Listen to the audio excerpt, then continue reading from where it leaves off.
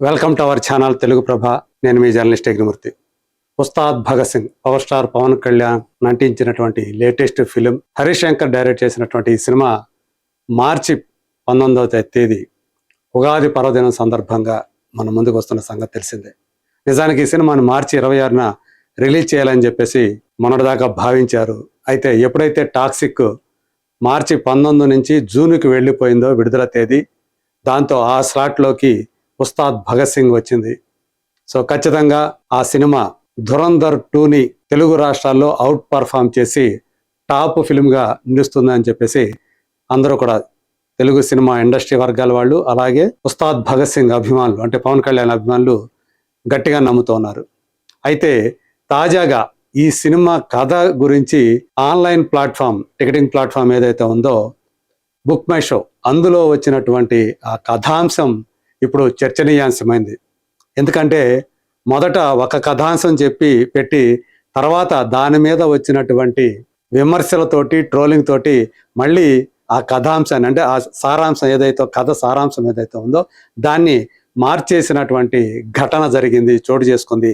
ఒక్కసారి మనం book my షోలో పెట్టినటువంటి ఆ కథాంశం ఏంటో ఒకసారి చూద్దాం. ఇప్పుడు ప్రస్తుతం మనకి లభ్యమవుతున్న దాని ప్రకారం అయితే ఇది. సో ఇప్పటివరకు ఈ సినిమాకి 84K అంటే 84,000 మంది పైగా ఈ సినిమా చూడాలని చెప్పేసి ఆసక్తిని కనపరుస్తున్నాం, ఇష్టంగా ఎదురు చూస్తున్నాం అని చెప్పేసి చెప్పిన వాళ్ళు. సో ఇందులో పెట్టినటువంటి సినాప్సిస్ దీన్ని యాక్షన్ కామెడీ డ్రామాగా, ఆ జానర్ సినిమాగా బుక్ మై షో చెప్తుంది. సో ఇక్కడ కథాంశం ఏంటో అనేది సినాప్సిస్లో చెప్పారు. Inspired by his teacher who named him Bhagat Singh and shaped his values, a tribal boy grows up rooted in strong morals and unwavering courage. So తన గురువు నుంచి అతను ప్రేరణ పొందేటువంటి యువకుడిగా ఈ సినిమాలో ఉస్తాద్ భగత్ సింగ్ కనిపిస్తాడు. ఆ భగత్ సింగ్ అనేటువంటి పేరు పెట్టింది కూడా అతనికి గురువే. అతను ఒక ట్రైబల్ బాయ్, ఒక గిరిజన తెగ నుంచి వచ్చినటువంటి కుర్రాడుగా చెప్తున్నారు. అతని యొక్క విలువల్ని అంటే ఏ భావజాలం అతను అలవరుచుకున్నటువంటి భావజాలం ఇదంతా కూడా గురువు నుంచి వచ్చిందే. సో చాలా బలమైనటువంటి నైతిక విలువలతోటి, అలాగే మొక్కవోని ధైర్యంతో ఉండేటువంటి ఆ గుణాల్ని అందిపుచ్చుకున్నటువంటి యువకుడిగా మనకి ఉస్తాద్ భగత్ సింగ్ కనిపిస్తాడని చెప్పేసి ఇందులో చెప్తున్నారు. Standing firm against injustice, he takes on evil forces despite overwhelming odds. So అంటే అడ్డంకులన్నిటినీ కూడా, ఏవైతే దుష్ట శక్తులు ఉన్నాయో అవి కల్పించేటువంటి అడ్డంకుల్ని, అలాగే ఇన్జస్టిస్ కి, అన్యాయానికి ఎదురెట్టి నిలిచేటువంటి యోధుడిగా ఈ సినిమాలో మనకి భగత్ సింగ్ కనిపిస్తాడు. Ustaad Bhagat Singh is the story of a man who fights not just with strength but with integrity and purpose.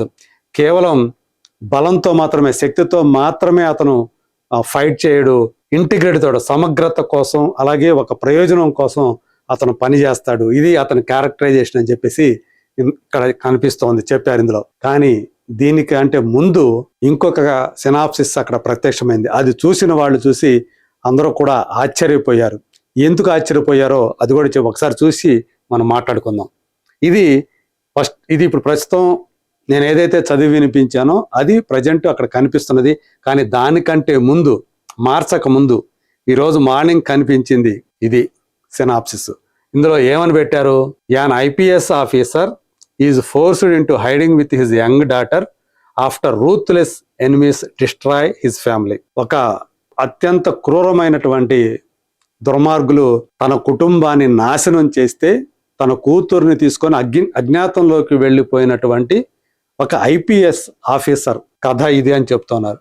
Years later, when their survival is discovered, he must confront his past and fight once again to protect the only family he has left. So కొన్నేళ్ల తర్వాత అతను బతికే ఉన్నాడు అని చెప్పేసి ఆ దుర్మార్గులకి తెలిసి మళ్ళీ వాళ్ళ మీద అటాక్ చేయడానికి ప్రయత్నించినప్పుడు తనకు మిగిలినటువంటి ఆ ఒకే ఒక కూతురుని కాపాడుకోవడానికి మళ్ళీ ఆ దుర్మార్గుల్ని ముందుకు వచ్చి ఎలా వాళ్ళని మట్టు పెట్టాడు అనేది కథ అని చెప్పేసి ఇక్కడ కనిపిస్తోంది. సో దీని నుంచి అది ఎందుకు మార్చారు అంటే, ఈ కథ ఉస్తాద్ భగత్ సింగ్ మాత్రమే కాదు, ఈ కథ విజయ్ నటించినటువంటి తెరీ సినిమాది.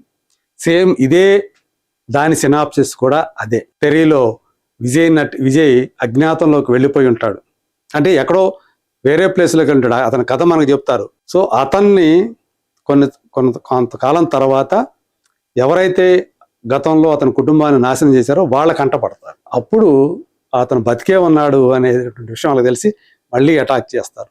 మళ్ళీ తన కూతుర్ని రక్షించుకోవడం కోసం అలా వాళ్ళని ఎలా ఎదిరించాడు, తన కూతుర్ని రక్షించుకున్నాడు అనేది మనం తెరీలో చూసాం. అందులో విజయ్ ఫ్లాష్ బ్యాక్లో భార్యగా సమంత కనిపిస్తే, ప్రజెంట్లో ఆయన్ని ఆరాధించేటువంటి అమ్మాయిగా అమ్మీ జాక్సన్ కనిపించింది. సో ఇందులో ఇక్కడ కూడా ఈ సినిమాలో కూడా మనకి ఇద్దరు హీరోయిన్లు ఉండటం తెలుసు. ఒకరు శ్రీలీల, ఇంకొకరు రాశి ఖన్నా. కాబట్టి ఆ సిమిలారిటీస్ కనిపించాయని చెప్పేసి ఆల్రెడీ ఇదివరకు ఇది తెరీ రీమేక్ అని చెప్పేసి వచ్చింది. కాదు బాబు, ఇది నా ఒరిజినల్. ఈ సినిమాకి ఉస్తాద్ భగత్ సింగ్ అనేటువంటి కథకి అలాగే దాని స్క్రీన్ ప్లే మొత్తం నాదే, సంభాషణలు నావే, కథా స్క్రీన్ ప్లే మాటలు నేనే అందించాను. ఇది ఒరిజినల్, తెరీకి రీమేక్ కాదు. ఇంకా తెరీయే అందులో కొన్ని ఎపిసోడ్లు నేను తీసినటువంటి గబ్బర్ సింగ్ లో నుంచి ఎత్తేశారు అని ఓపెన్ గా చెప్పాడు హరిశంకర్. మరి అతనికి తెలియకుండా, అతను ఆ సినాప్సిస్ ఇవ్వకుండానే వీళ్ళు బుక్ మై షో వాళ్ళు ఇలా పెట్టేశారా? తెరీ కథాంశాన్ని తీసుకొచ్చి ఉస్తాద్ భగత్ సింగ్ కథాంశంగా పెట్టారా? ఏదైతే అప్పుడు దాకా ఇది తెరీ రీమేకే అని చెప్పేసి వచ్చిన దానికి అనుగుణంగా వీళ్ళు ఎందుకు పెట్టారు ఎవరు చెప్పకుండా? ఇది ఇప్పుడు పెద్ద క్వశ్చన్ మార్క్ అంది. ఇదే ట్రోలింగ్ గురైంది. ఇది సోషల్ మీడియాలో విరివిగా ఇవాళంతా కూడా దీని గురించే సోషల్ మీడియాలో రచ్చరచ్చ అవడంతో బుక్ మై షోని సంప్రదించి ఆ కథాంశాన్ని మళ్ళీ మార్చేసి ఇప్పుడు ఉన్నది పెట్టించారు. హరిశంకర్ ఈ విధంగా ఇప్పుడు ఈ కొత్తది పెట్టించాడు అనమాట.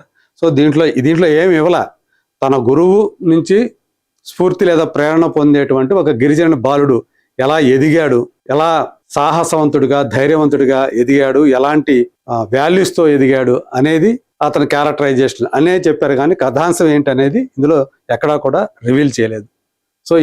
సో మొత్తానికి చూస్తే ఖచ్చితంగా తెరీలో ఉండేటువంటి ఆ కథాంశానికి దీనికి రెలవెన్స్ అనేది ఉంది అనేటువంటి విషయం తెలుస్తూ ఉంది. అయితే ఎక్కడ చేసినా ఎవరు చేసినా ఆ రిజెంబ్లెన్సెస్ అనేవి కనిపిస్తూనే ఉంటాయి. ఏదో ఒక సన్నివేశంలో పలానా సినిమాలో ఎట్లాంటి సన్నివేశం చూసాం కదా, ఇదే కదా పలానా సినిమాలో మనం చూసింది, మళ్ళీ ఇందులో కొత్త ఏముంది అని అనిపించినటువంటి సందర్భాలు కోకొలలుగా మనకున్నాయి. మరి తీరా చూస్తే ఇది దానికి రీమేక్ కాదు అంటారు. సో అలాంటి వాటిని ఫ్రీ మేక్ అంటాం మనకు తెలుసు. సో ఇది రీమేక్ కాదు, ఫ్రీ మేక్ అని చెప్పేసి అందులో ఉన్న సీన్లు మక్కి ఇందులో దించారని మనం చాలా సందర్భాల్లో చెప్పుకున్నటువంటి విషయాలు ఉన్నాయి. సో మరి ఇది నిజంగా ఏదైతే ఇంతకుముందు మార్నింగ్ వరకు ఉందో ఆ సినాప్సస్ దానికి అనుగుణంగానే ఉస్తాద్ భగత్ సింగ్ కథాంశం ఉందా లేదా అనేది మరికొద్ది రోజులనే, అంటే మార్చి 19వ తేదీతో మనకి తెలుస్తుంది. అంతవరకు లెట్స్ వెయిట్ అండ్ సీ.